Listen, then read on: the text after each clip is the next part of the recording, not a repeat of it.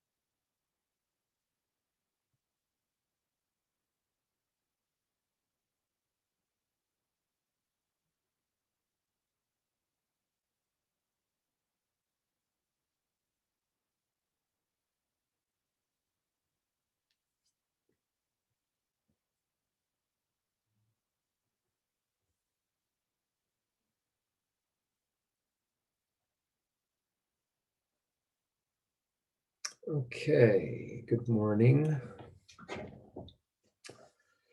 So let's see, some slight changes. So as I sent yesterday, the paper 2 guidelines, they're updated guidelines. And what's updated in there is there's just a little more detail that I put in about things like put an excerpt number by the excerpts, and what else did I put in there? Anyway, the basic is the same. So page number is the same. You should have a few sources. All of that stuff is the same. And the idea that you can build on your first paper, that idea is the same too. So you can think of that second paper as something like, I mean, in a way, a revision of the first paper, but revision plus addition a little more, like adding more data, adding more analysis, adding more discussion. But if there's something else you're interested in writing about, you can do that too. So it doesn't have to be about the same phenomena that you wrote about for the first paper. Yeah, and then Friday, also a change to the syllabus. This is not on the syllabus, but we'll talk about conversation analysis and language teaching and learning. And there's a reading from Hoot and Talagani Nikasm on D2L. And this is not something that we'll have small group discussions about, and not something you need to write questions for, but I'll kind of outline the paper and we'll talk about it a little bit. And then Monday, so there was a choice on the syllabus for Monday. Yeah, week 9, 11/23. Complement responses. So we'll do the Galato 2002 and not the Lee 2009 on complement responses in German. And for that one, prepare like we usually prepare, but for the grad students, just so you know, we won't have small group discussion. We'll have just a full class discussion. But you should all, as you usually do, prepare questions and comments for a discussion about that, and we'll just try to talk about it all together. Okay, so those are the updates. Have you got questions about things on the syllabus or other class matters?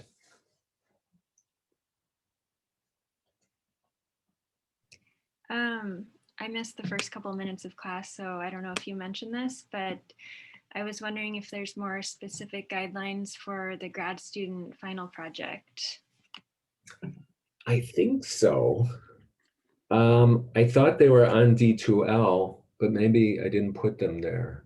You didn't see them on D2L? I haven't checked since the beginning, but I don't remember seeing anything too specific. Okay. Well, I'll look. Maybe there's something, but maybe it's not as specific as you were thinking. So I'll just double check. Okay, thanks. And just checking, the analysis paper 2 is due on the 25th, right? I couldn't hear the first part of that. The analysis paper 2 is due on the 25th. This is paper 2.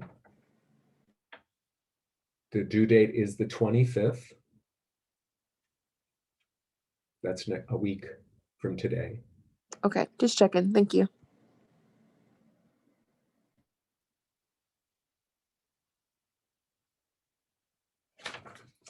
Yeah. I have a question, sorry.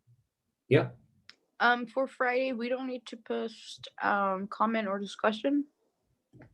Nope. Okay. Not for Friday.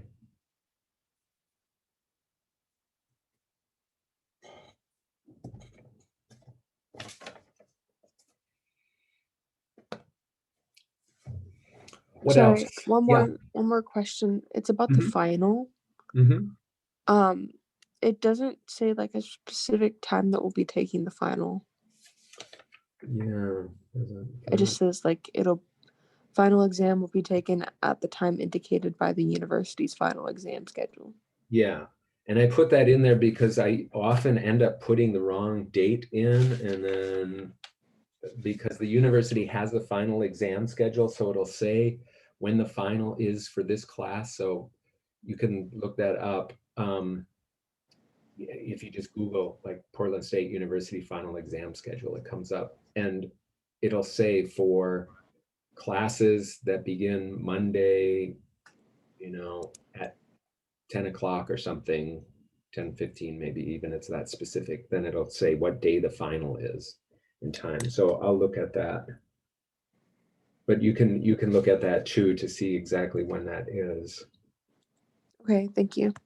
Has anybody seen that yet? Yeah, last I checked, I think it was like Wednesday of finals week. I want to say starting around 10 a.m. or something like that, but I'd have to check again. Yeah, it's a strange thing, like why they don't have it at the exact same time as the class, even though the students would presumably be free because that was the class time. They don't have it at exactly the class time.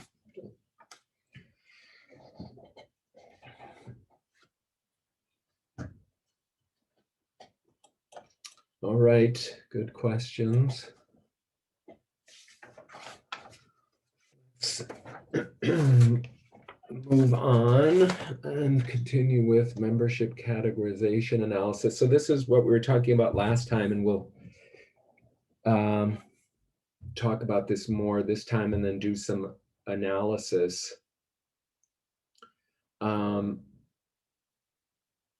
So yeah, that's right. There are going to be two.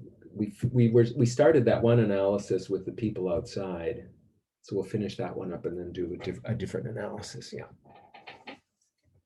So this is the difficult part about this is often to think about a member of a language culture, but that's the idea, is that you try to understand the categorization of things and identities by the people who are in the conversation, how they're doing that work to make particular categories relevant and to even define particular categories. And it doesn't have to happen in an overt way. That is, they don't have to talk about directly different kinds of categories or different kinds of identities. But when people organize their talk, you can see their interpretation when you look at it in a sequential way. So it's done often, implicitly, not explicitly. And the task of the analyst is to try to uncover how that work is being done. And it's not something that I've not done. I mean, I haven't written or published anything using membership categorization analysis, so it's kind of new for me. But the idea, I think what you can keep in mind, because some of you in your first paper, you used politeness theory or you used Grice's maxims. And I think those are fine theoretical frameworks to start with. But I would like you to use also with that your understanding of how to analyze language in sequences, because that will help give you the tools needed to provide evidence for your interpretation. So for example, if you want to say somebody's flouting Grice's maxim of relevance or something, one way to do that is just to say, as the analyst, look, they're flouting Grice's maxim of relevance. But a stronger support for that is to show in a sequential way how the interaction goes to give better support than just your own voice making that distinction. So even with something like a theoretical starting point, like politeness theory or like Grice's maxims, if you can look at the details of the language and interaction to help you make it will help you make a claim for either a particular maxim being followed or a particular politeness strategy being used.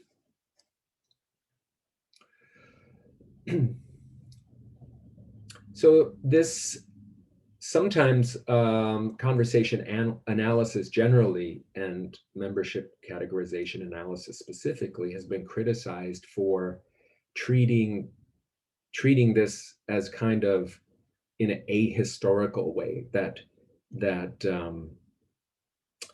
kind of like that people are in an interaction and they don't have histories and they don't have identities that they bring to the interaction.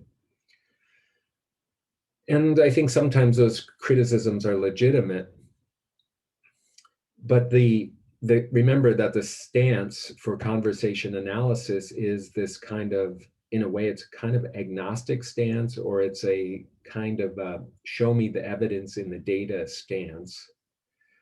And what I like about that stance is that it's very difficult to interpret what people are thinking or what aspect of an identity or culture is relevant for a particular action. It's hard to make a claim about that, but it seems easier, at least for me, to show how participants are talking to one another and structuring their talk in a way that reveals something about identity and culture. So to treat it as an ongoing process, that people are doing this, they're practicing it, they're culturing or membershiping, I guess, that makes a lot of sense to me, because of maybe thinking about what it is to be a language learner, or what it is to live in another country and interact in other cultures, and how it is that it's unquestionable that sometimes people treat other people as outsiders, no question about it. But the question, I think the goal that we have in pragmatics is to understand how it happens and what are the language actions that people are using to do that in a local situation. So these are the basics again, that there are categories that people invoke or use, and these are often easily recognized in a language culture.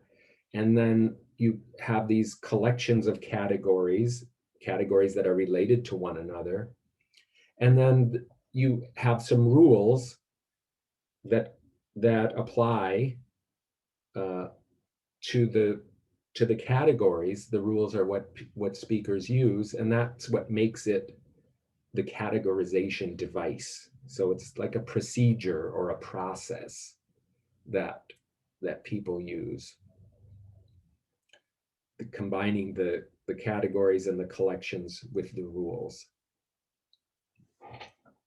So this is some of what we talked about last time. Like if you have these kinds of categories, even even when one of the categories is used based on the economy rule, and the relevance rule, it makes sense for these other categories to be used again and to be used without having to explain their use. So it's not that all of a whole bunch of categories that are related have to be used to invoke something like membership categorization. So if several categories are used, then you can say, well, there's something like a collection of category being invoked here, something like stages of life. So if somebody starts talking about the past and they talk about maybe their child, and their child was growing up, and then they go through all of these categories, then it's relevant to be talking about different stages of life. And then the rules, when the rules apply, you can see, not always you can see that people are using the rules, but you can analyze it by saying if somebody mentions a particular category like toddler, that they don't have to do work to, if teenager is then mentioned, the teenager has some relationship to the toddler that doesn't need to be explained, because we, as members of the language culture, you recognize that relationship.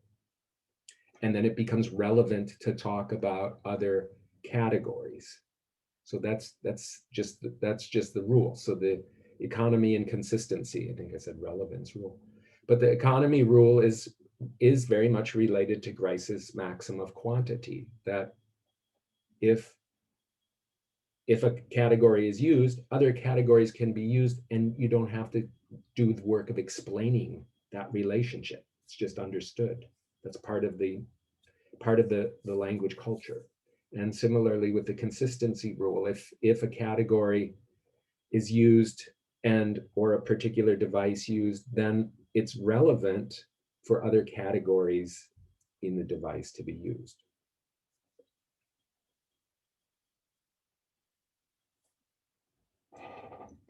And then there are category bound activities. So verbs and processes that are aligned with these things. So this is, that's crying is one thing, or lecturing, or complaining. So these are kinds of activities. And then you can talk about different kinds of activities being strongly associated with different categories and different collections. And how do you know that as an analyst? Well, you know it because you're using your members' knowledge. How can you convince a reader that your members' knowledge is accurate or is adequate to make the analysis? Well, you try to show evidence in the data that those participants are also treating it the way you, the member analyst, are treating it. So I was talking about this the other day with somebody who has some training in linguistics, but doesn't know about pragmatics much, or conversation analysis. And I was trying to say why why it's difficult for an analyst to analyze a culture that they would not claim to be a core member of. So for example, I've done some conversation analysis with Hungarian data, but it's been difficult for me to do that because of just not being a central member of that culture and not being able to recognize speech acts the way that other language culture members would recognize the speech acts. So anytime I've done any analysis like that, I've done it with other people who I consider to be more central members of that culture.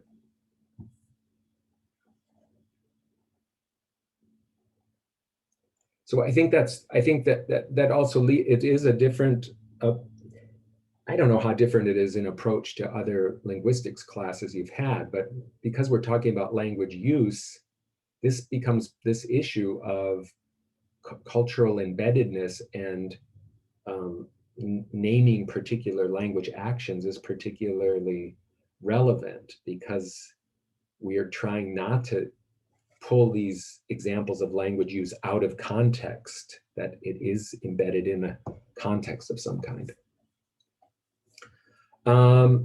So this also is the tricky thing, that there's this reflexive relationship between a category and an action. So we can't treat categories and collections of categories as, you know, static, impermeable constructions, because like it was mentioned in class last time when I was using the term baby, you can talk about stages of life and you can talk about family, but baby is used in other ways. So it brings in a different kind of collection and a different kind of device if it's used like for intimate participants.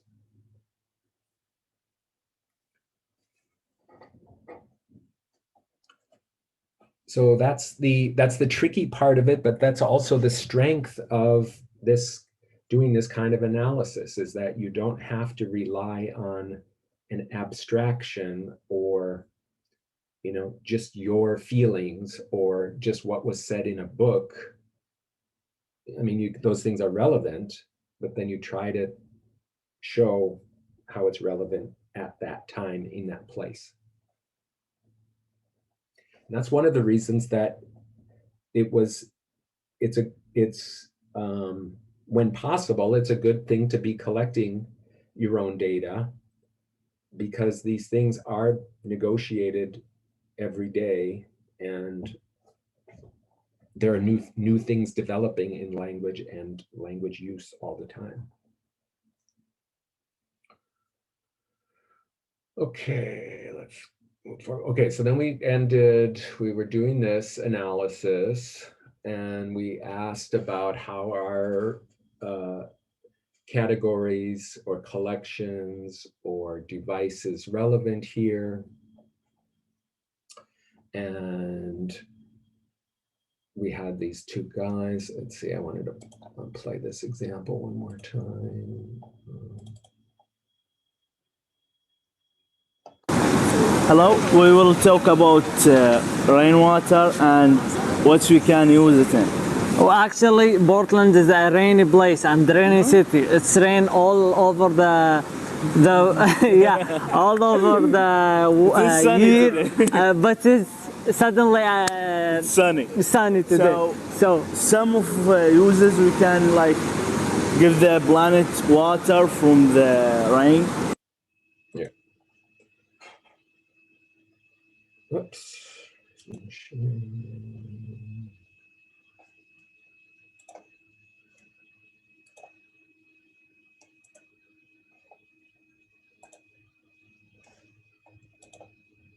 Do you see the PowerPoint now or the video?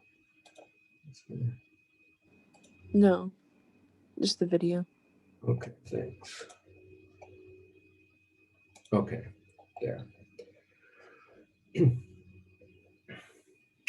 So let's see. So there was some analysis that you all said that there does seem to be something about either, if we call it environment as a collection or device, or weather, that seems to be made relevant.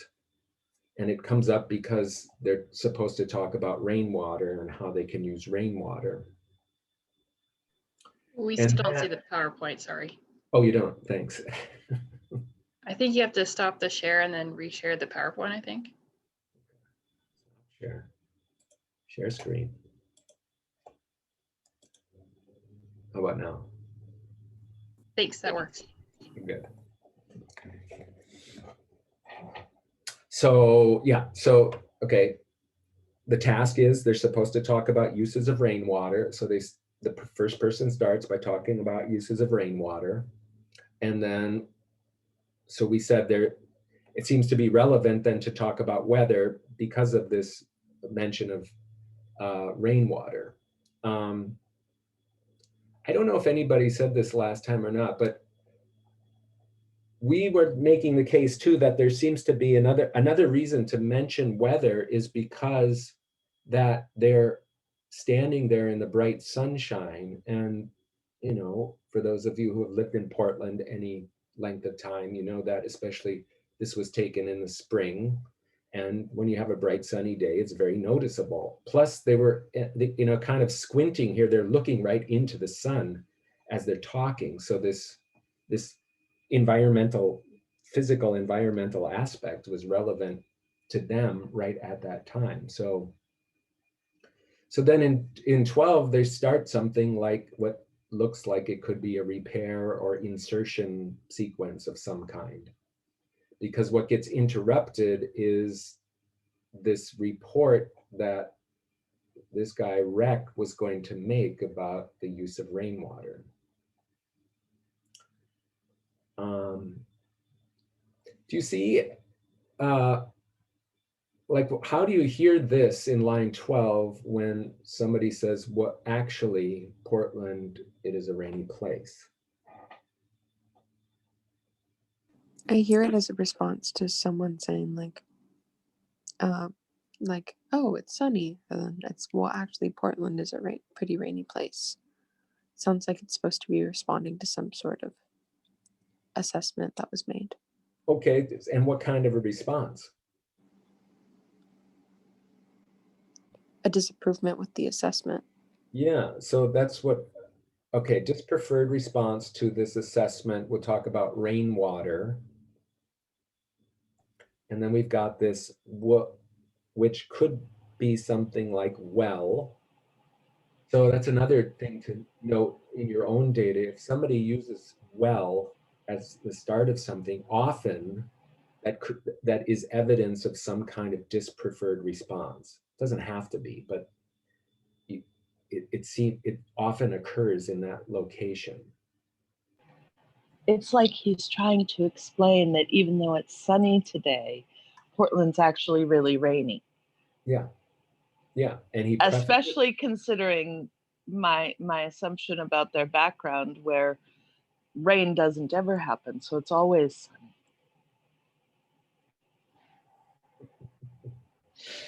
Good.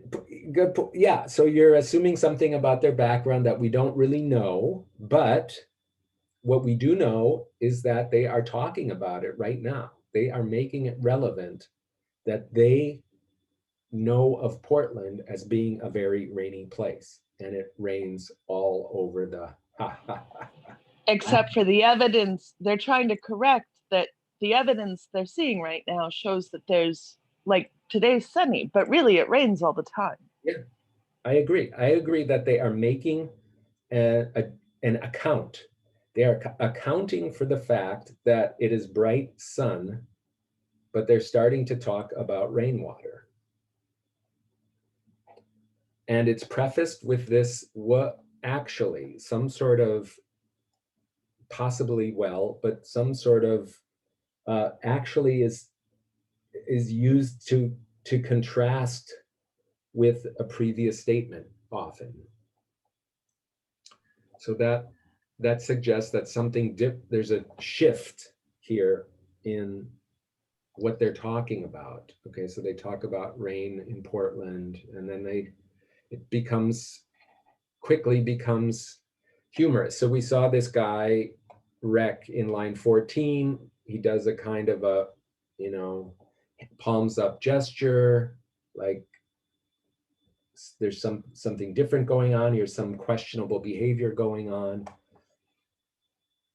So he orients to this shift in trajectory. And then he's after the shift, he's somehow he starts to hear this as humorous, and he does start laughing. And then he's the one, not the guy who started it, but Rec is then the guy who says, "It is sunny today." So it's not just us interpreting the idea of this shift being about it being sunny. So Rec is the person who says sunny first, even though he didn't start it. So they're you can make the case that they're understanding where this is going some point in here, and then Rec, this guy, is the first person to mention the sunny weather.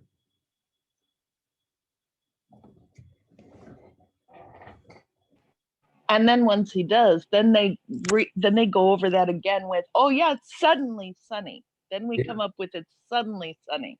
Yeah.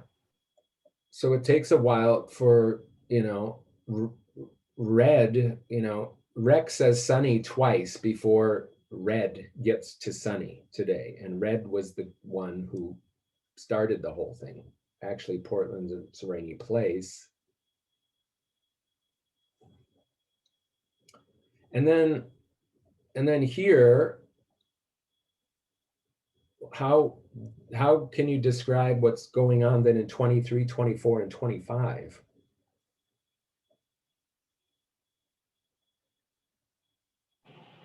Well, I see that Red's concern about the sunny, rainy situation being inconsistent has been resolved, because now today is just strange. It's usually rainy.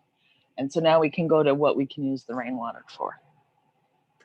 And how do you see that they are displaying to one another? Now we can go. So, Yeah. So. Okay, so they both use this discourse marker "so," which kind of sometimes described as being a resumption, like getting back to something. It has other uses too, but here that's what it looks like happens. So they go back to the thing that started in line 10 and 11. I wanted to add in about the beginning. I was thinking, because it's ad-libbed, like it's just on the spot, that maybe Red had this intro in mind, like, oh, I can talk about how it's rainy in Portland, and then we can talk about how we use all that. But then Rec might have started first with a different, just straight in. Yeah, that's good speculation. I've seen the data enough. I can tell you that what they did before is they said, let's talk about some ways we can use rainwater. And they mentioned watering plants, washing cars, washing the street. And they didn't talk about that Portland was a rainy place and that it was sunny today. Didn't mention the weather at all. And then right before they started, this guy Rec says, "Okay, I'll talk about it." And everybody else goes, "Okay, good." So Rec starts talking about it. And then after his first turn, the other guy jumps in, and I think it is very improvisational and collaborative.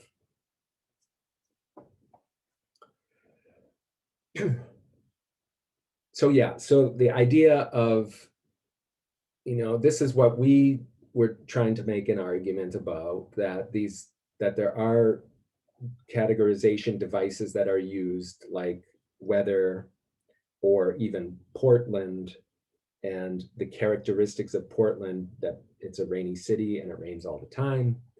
And it starts with this mention of the category of rainwater. And then there's this side sequence about Portland being a sunny place, like an insertion sequence, I guess, it gets inserted, which is an explanation or justification or account. Why are we talking about rainwater when it's a bright sunny day?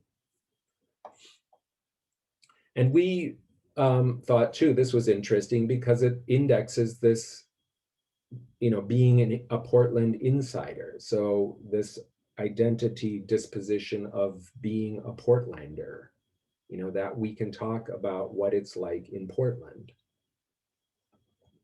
And we did think that was particularly interesting because these were people who were relative newcomers to Portland.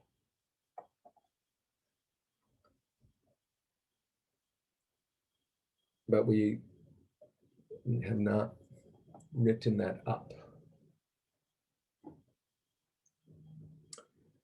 So in all of this data of people doing this augmented reality game, a lot of the people that we recorded were students from the intensive English language program, so international students.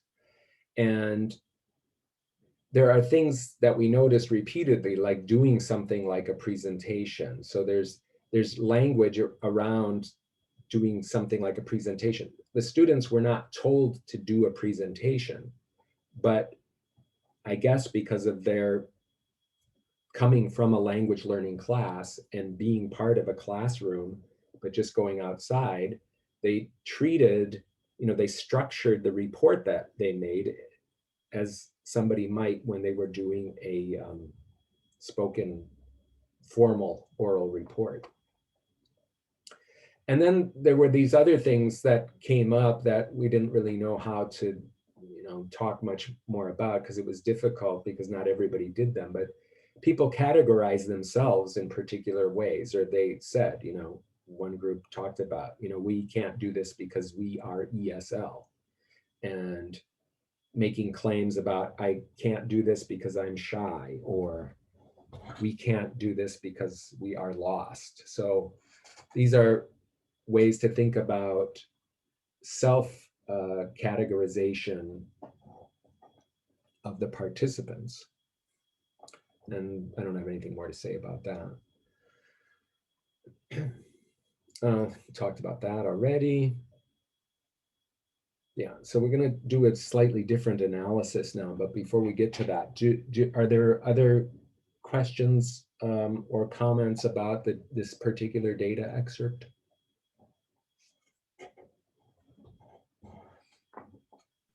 I did have a question. So in lines 12 and 13, when you talked about actually, I think you said that it can be a response to something, and Brianna also said that it can be a response like a dispreferred response. Is that what you said, Brianna? Yeah, it seemed like some sort of dispreferred response to, like, oh, it's not sunny, it's blah. Mm-hmm. Like if some sort of assessment that was like implied that it was always sunny. Okay, gotcha. Yeah, that's basically, because I was wondering what you meant by response, because they hadn't talked yet about the fact that it was sunny that day, even though Portland's usually rainy. So I thought of it more as something that was like forecasting this contrast or irony or something like that. But yeah, that sounds like it's basically what you were saying, Brianna. Like some sort of foreshadowing? Yeah. Yeah. Like marking that he's about to say something that's kind of has this contrast to it. Yes. Yeah, I agree with that. That actually marks an upcoming contrast. And in a way, it's done at that time to intervene, or before before he gets too far with his report about rainwater. It seems important for Red to tell whoever it is that they're making this report to, in the game narrative, they're agents from the future. They're reporting to their leader who's in the future. So it's important to mention the fact that Portland is a rainy place, even though you don't see it at this time.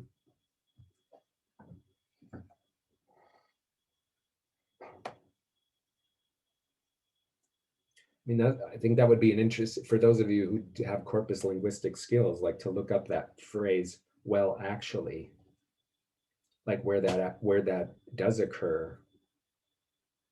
To me, it sounds that was interesting because we usually see it after something that is contrasting has been said, but it's more like bundling it all into one ahead of time. Mm-hmm. It's as if, right, he's predicting where this report is going and preempting it before it gets there.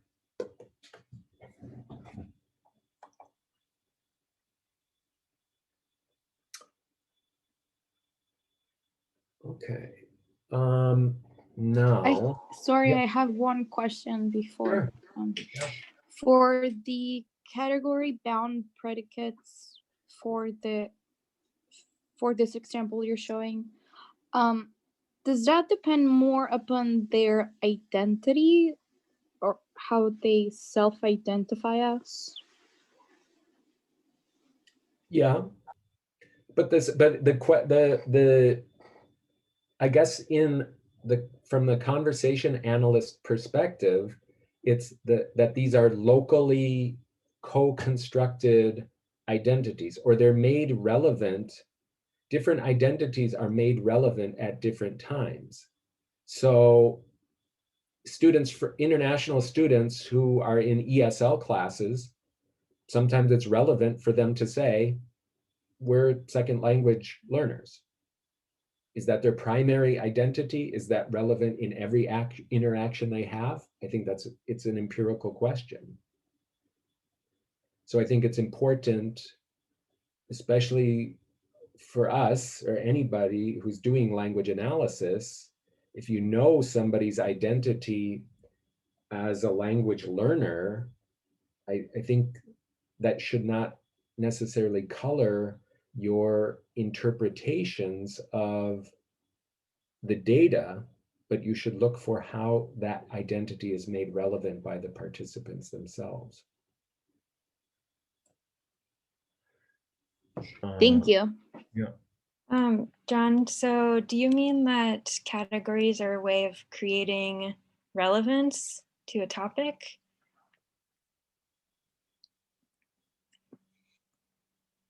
I'm not sure I understand. Can you say that again? Yeah, I'm not sure the best way to put it, but just what I'm thinking about when you talk about like someone invoking an ESL identity, I guess it just makes me think of relevance to a context, and like, or if someone asks me, tell me a little about yourself, the context that I'm in and who's asking that is going to change the answer, even though all the different answers could be true. So I guess I'm wondering if that's what they mean by categories, because I still don't really understand the purpose of the categories. Well, the idea is that, so like let's take the example ESL as a category, or ELL, English language learner.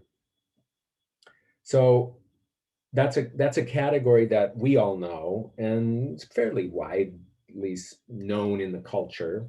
Linguists and people in applied linguistics know it more. So that's something that we can use that in an unproblematic way. We can use it, and we expect somebody's going to understand it how we use it. But we don't have to use that in every time we interact with somebody who self-identifies as an English language learner. You don't have to use that label as, oh, hello there, English language learner.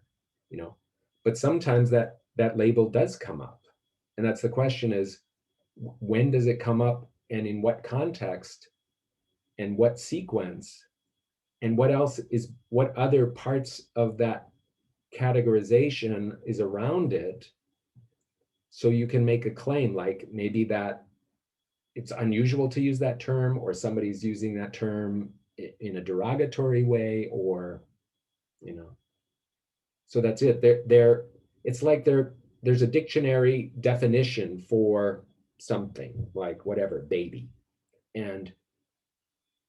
But you know that baby has all kinds of shades of meaning, and when it's used in one context, it means one thing. And people have a choice to use a word like baby or a word like English language learner. And the question is, why are they using it at that particular time, at that particular moment, and not some other word?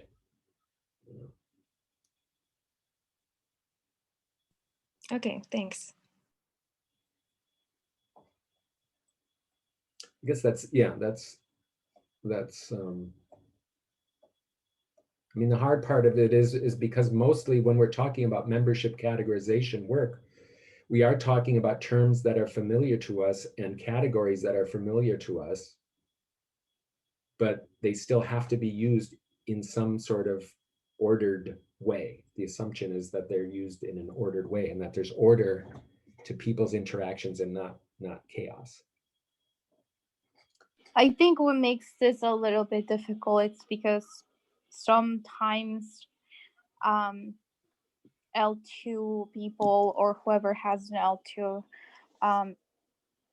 there might be like implicit ways of saying things, and that's what makes the categories, I think, a little bit harder than what they are. Yeah. Yeah, I guess the starting point is, if you're doing some analysis like this, you start with, as the member analyst, you start with what you know about the language culture.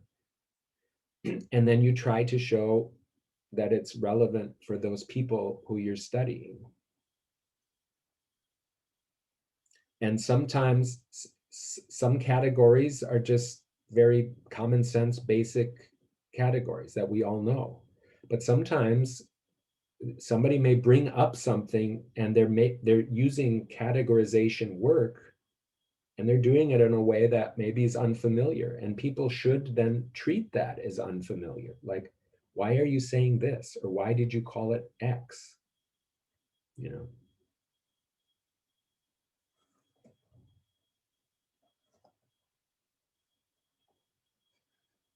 So can I just ask a final question? Yeah.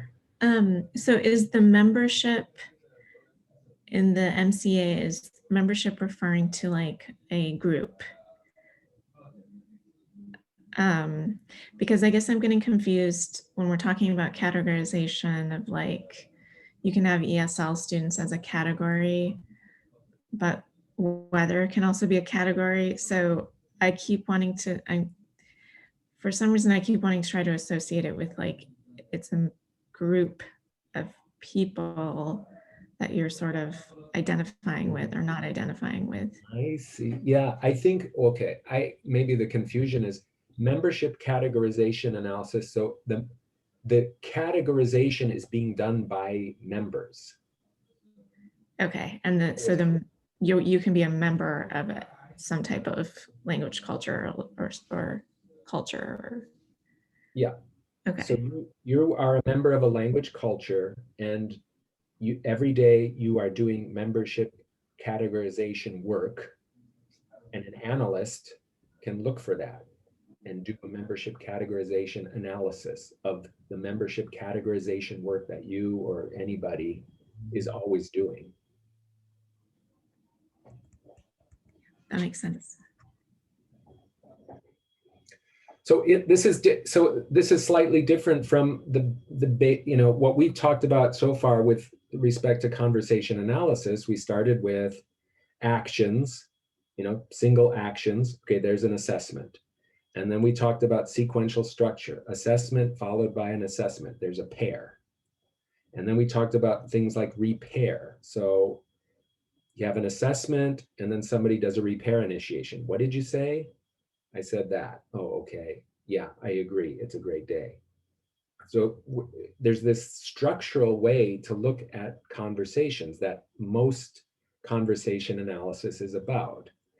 Membership categorization kind of takes a bigger perspective and is saying, okay, we're not just looking at adjacency pairs or repair here. we're looking at identities or semantics, meaning making that's going on. That's our primary focus. And then you look at the structures around it to see how this meaning making is working. So it's a kind of it's just a different focus on the sequential structure of interactions.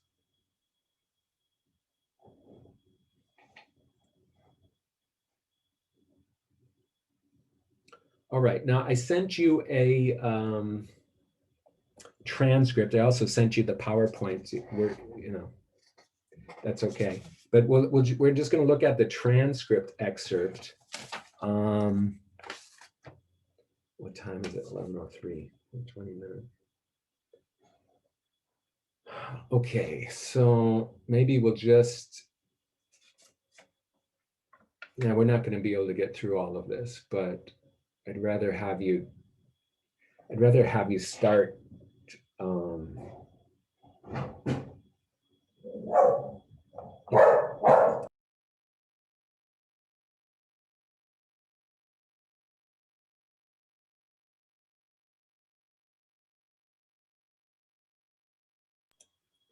Okay, the mail just was delivered. Let's see, 20, geez, 25, 20 minutes, 15. I don't know how to do this.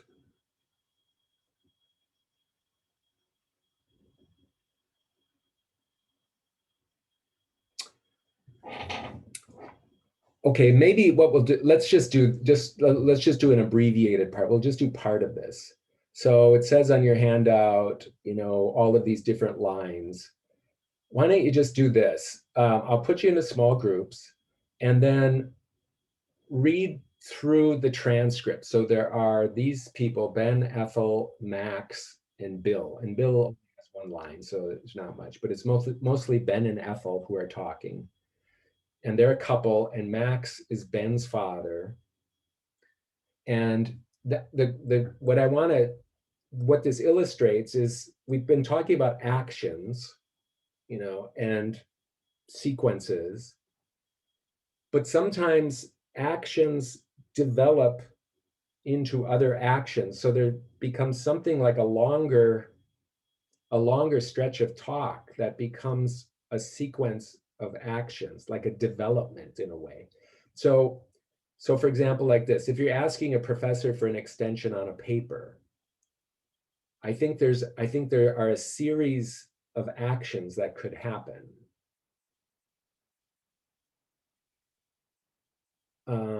Like what would those actions be?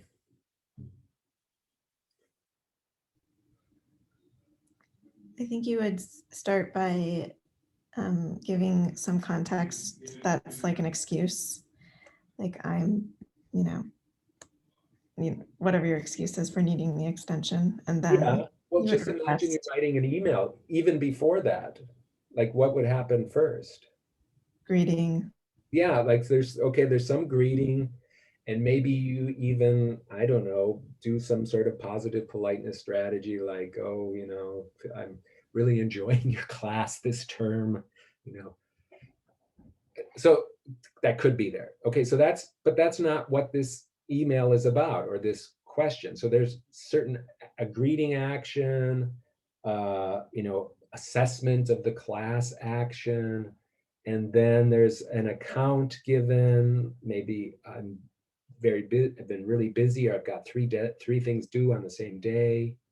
And then you get to the asking. So there's all of these different actions that lead up to something bigger, like this is about getting an extension on the paper. And whether sometimes these things are obvious, like we talked about before, they're pre-sequences. Let me tell you this story about, okay, that's a clear pre-sequence, but there aren't always these very clear prefaces to something else. They're just actions that build and develop into other actions. And I think that's what's going on in the data that I sent you today. So yeah, maybe I won't put, I guess we won't go into small groups. It's too late. Let's just do this. I want to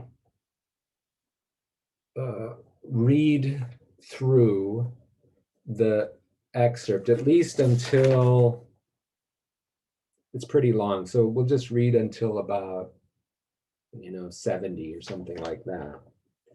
And keep this question in mind, like I'm making the claim that there's some sort of action sequence that's going on here. And we'll focus on these particular lines, but as we read it, just try to hear it and think about like what's happening or what's developing here. And so we need some readers, Ben, Ethel, Max, and Bill.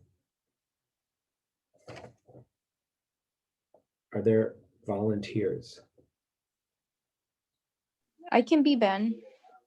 Okay, we have a Ben I'll do Max. and we have a Max.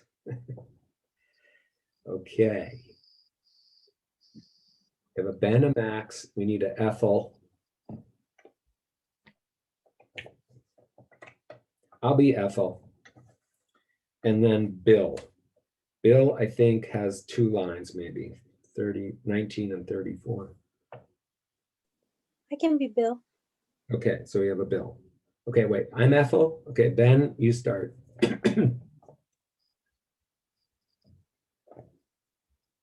Okay, sorry. You have to,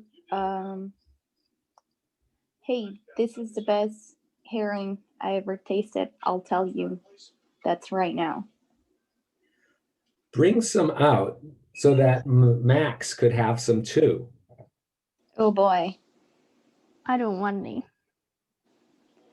They don't have this at Mayfair, but this is delicious. What's the name of it?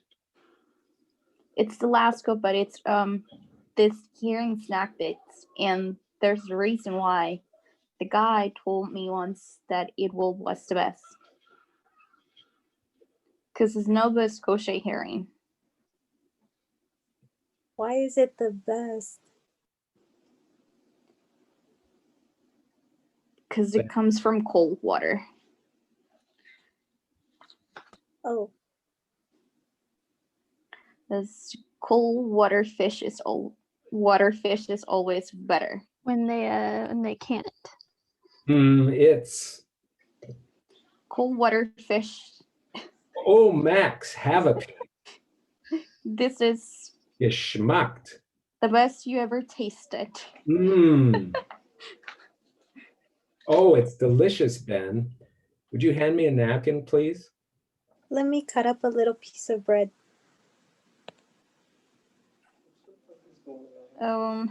I'm sorry. 36. Oh, here, sorry. It's on the back of the page.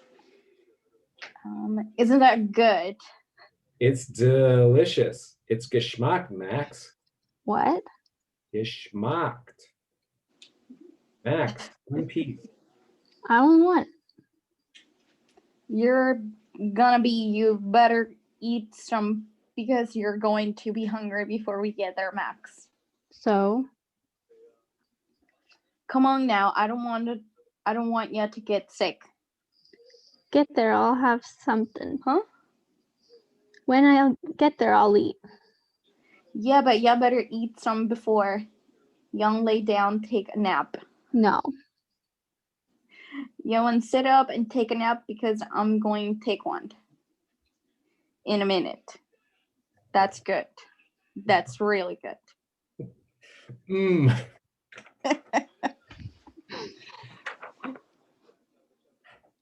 Honestly, come on. I don't want. Max, please. I don't want to bet you get to get sick.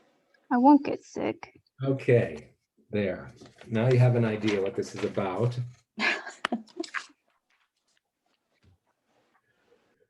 A defiant Max making the way through history. Sorry? I was saying a defiant Max making his way through history. Yes. So the first time I ever used this with a class, I didn't say who the people were and what their relationship was, and everybody said, oh, Max is a little kid. And I said, no, Max isn't a little kid. He's the father. So I think it's important that you have that context at least to start.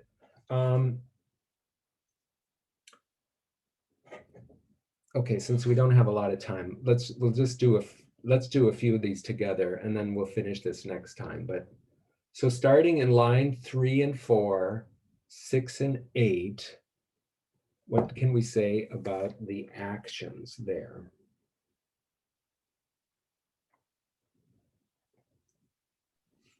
Three and four seem to be like an assessment. Yeah. Like, hey, this is the best thing that I've ever had. Yeah.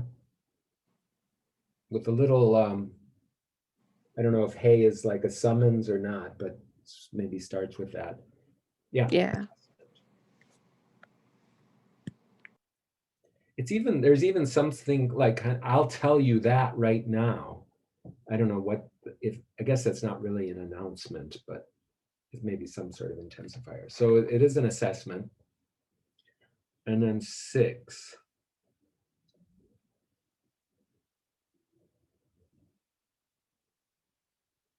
Would it be some sort of like request? Because this is bring some, or a demand. Bring some out so that Max could have some too. I think maybe a request would be like, would you bring some out? So it kind of seems more like a demand. Well, okay, so let's think about, yeah, so what would we want to call that? A demand or a request? And what's our reasoning? Bring some out so that Max could have some too.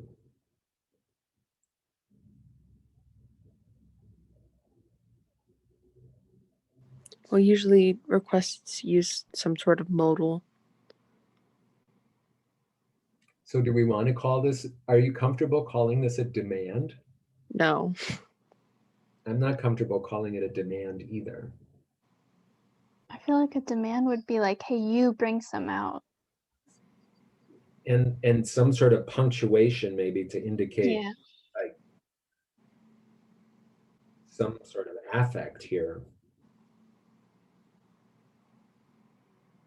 So I don't know, it seems more to me like request.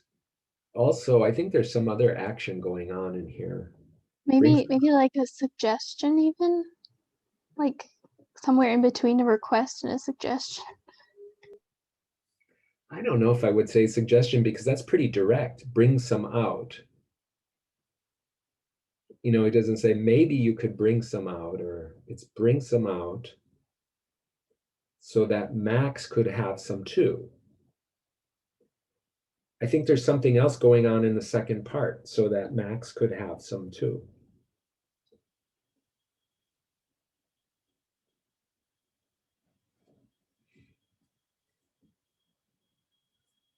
Is that some sort of offer? And if you said that was an offer, what's the evidence for it being an offer? I agree that it's an offer. But so Max could have some too, wouldn't be in the textbook or the rule book as making an offer. I guess the reason that I said it was an offer was because like the first part of it we said was some sort of suggestion, and the reason for the suggestion was so that they could give it to someone else, because the after that is Max could have some too. I think there's a stronger piece of evidence for that being an offer. Maybe because Max says I don't want any, so he's interpreting it as an offer. Max interprets it as an offer. I mean, Max says, I don't want any. So that's in a way working backwards. So we first see it as bring some out, okay, some sort of request. And then so that Max could have some too, I don't want any. So that, I think that's the best evidence you have for calling that some kind of indirect offer. It's heard as an offer anyway.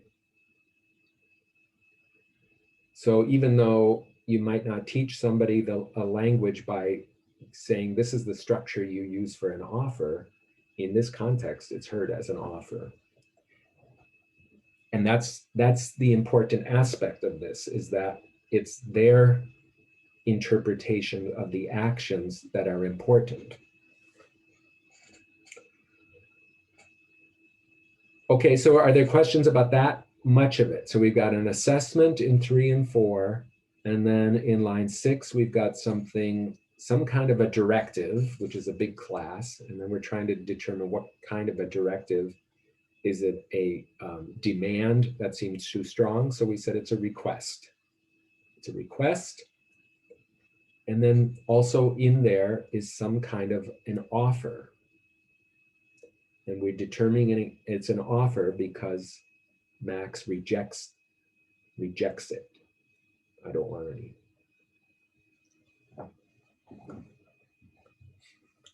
Okay, well, we'll finish the rest of this next time. And then talk about the larger action sequence that's going on. So I will hang out here for a while if you have questions or comments. Otherwise, I'll see you on Friday. Thank you. Thank you.